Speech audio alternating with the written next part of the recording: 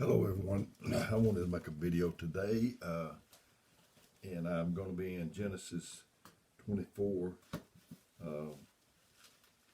1 through 21, I think. But let me first tell you that Genesis 2:18 said, "And the Lord said, it is not good that man should be alone. I will make him an helpmeet." All the days that he made, he said it is good. Then he'd do another day, he'd say it's good. But when he got to the man being alone, he said it is not good. So that is something that that all of us want to have a mate, and the right one. It's not just get a mate; it's getting the right one. And Abraham was getting old, and he didn't want his sons marrying just anybody, or Isaac.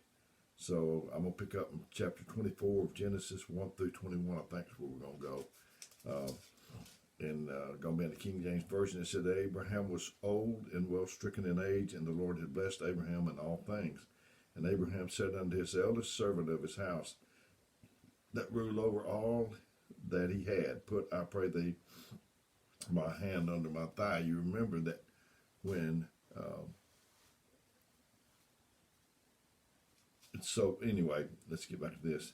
"And I will make thee swear by the Lord, the God of heaven, and the God of the earth, that thou shalt not take a wife unto my son of the daughters of the Canaanites in whom I dwell. But thou shalt go into my country and to my kindred, and take a wife unto my son Isaac." So he's telling his servant that he wants him to, he's charging him with that Isaac gets the right woman. So it's very, very important that we get the right woman, and that the woman gets the right man. And the servant said unto him, "Peradventure the woman will not be willing to follow me into this land. Must I needs bring thy son again into the land from which thou camest?"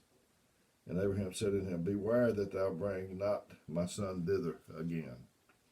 The Lord God of heaven, which took me from my father's house and from the land of my kindred, and which spake unto me and sware unto me, saying, Unto thy seed will I give thy land before thee, and thou shalt take a wife unto my son from thence. And if a woman will not be willing to follow thee, then thou shalt be clear from my oath. Only bring not my son thither again." And the servant put his hand under the thigh of Abraham his master, and sware to him concerning that matter. And the servant took 10 camels of his master, and departed, and all the goods of his master was in his hand. And he rose and he went to Mesopotamia, unto the city of Nahor. And he made his camels to kneel down without the water by a well at the time of evening, even the time that women go out to draw water. And he said, "O Lord, God of my master Abraham, I pray thee, send me good speed this day, and shew kindness unto my master Abraham. Behold, I stand here by the well of water, and the daughters of the men of the city come to draw out. And let it come to pass that if the damsel to whom I say, Let down thy pitcher, I pray thee, that I may drink, and she shall say, Drink, and I will give thy camels drink also. Let the same be thou that thou hast appointed for my servant Isaac, and thereby I know that thou hast showed kindness unto my master." And it came to pass, before he had done speaking, that behold, Rebekah came out, who was born to Bethuel, or whatever, son of Milcah, the wife of Nahor, Abraham's brother, with her pitcher upon her shoulder. And the damsel was very fair to look upon, a virgin, neither had any man known her. And she went down to the well and filled her pitcher and came up. And the servant ran to meet her and said, "Let me pray thee, drink a little water of thy pitcher." And she said, "Drink, my lord." And she hasted and let down the pitcher upon her hand and gave him to drink. And when she had done giving him drink, she said, "I will draw water for thy camels also, until they had done drink it." And she hasted and emptied her pitcher in the trough, and ran again unto the well to draw water, and drew for his camels. And the man wondering at her held his peace, to wit, whether the Lord had made his journey prosperous or not. Seeking a wife for his master, seeking a spouse, that's a very important thing. And as I do in a lot of these videos, I'll just tell you some personal experience of mine. was a worldly boy, uh, didn't know nothing about living for the Lord, and my family didn't go to church, and I was getting the age that I needed to be married, and I didn't know the Lord. I didn't have salvation, and I had saw girls in high school that they might have been a lot of fun to be around or whatever, but I didn't see one that I wanted to settle down the rest of my life. And so my brother, Dwayne, that passed away, he could seem like get a date with anybody, any of them girls. He was 2 years behind me. I'd already graduated and been graduated for a couple of years. And he said over a year or whatever. And it worried him that I didn't go out on a date. And I was just waiting on the right one. And I didn't even know the Lord. And he got me a date with a senior maid, and he got me a date with a sophomore maid. And he said, "You want me to get you another date?"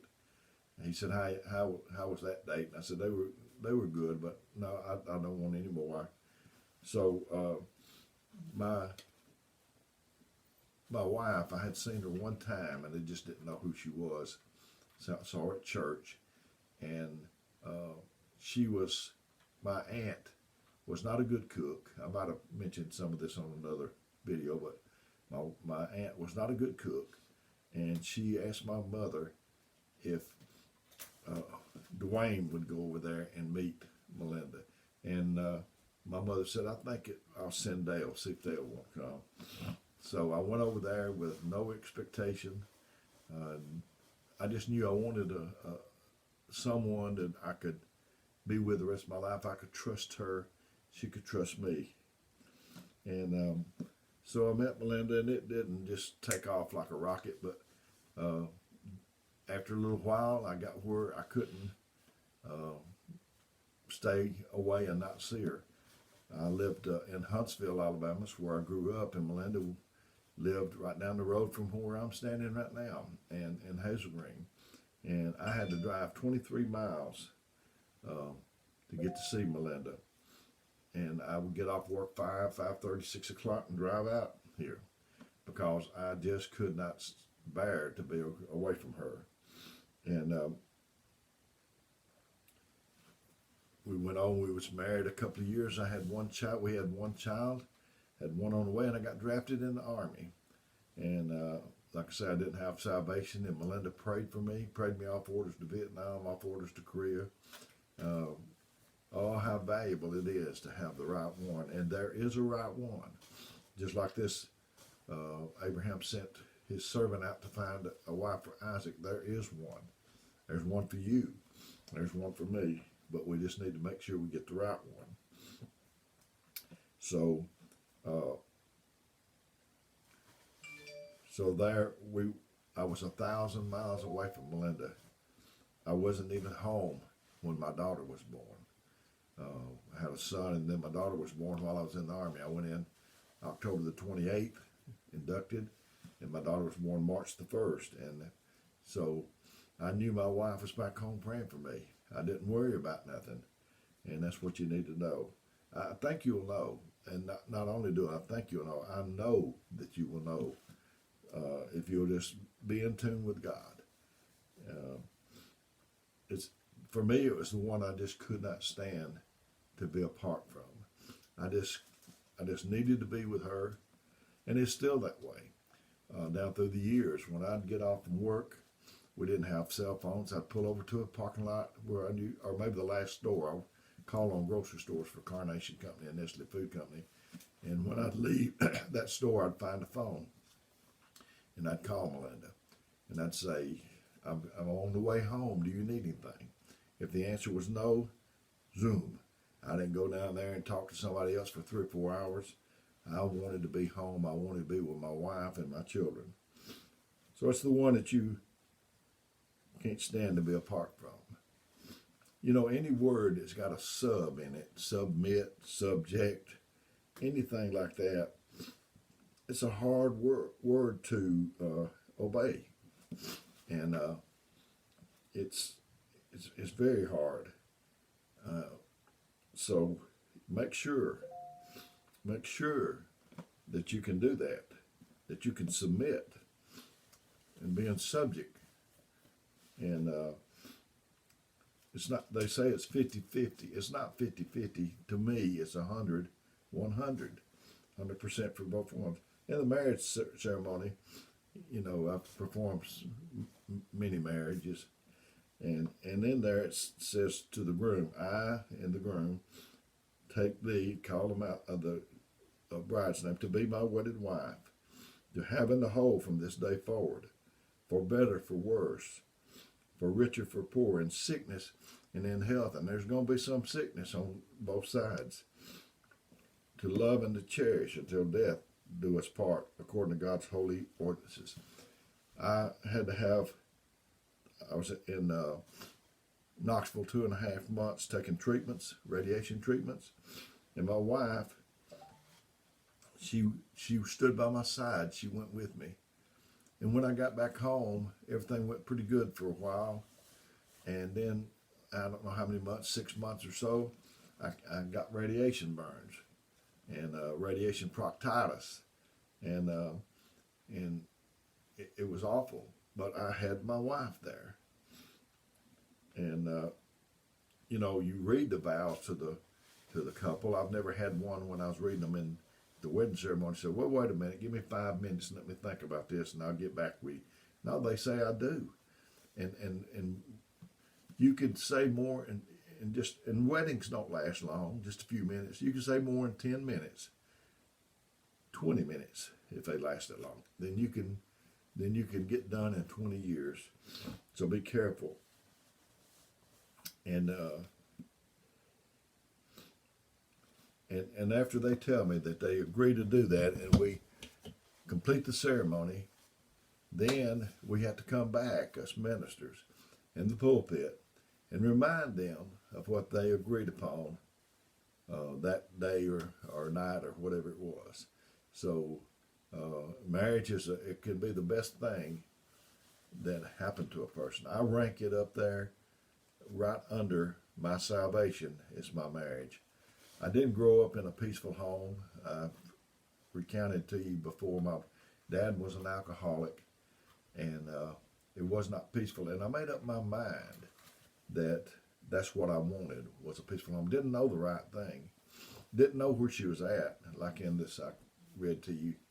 And but I knew that that's what I wanted, was a peaceful home.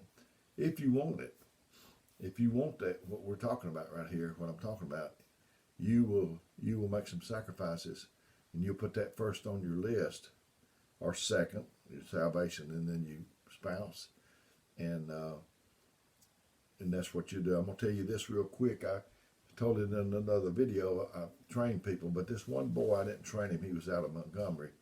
We had a district meeting, and the district manager, he was an older type guy, and he got up with a blood and guts speech about Carnation Company had to come first, no matter what it took.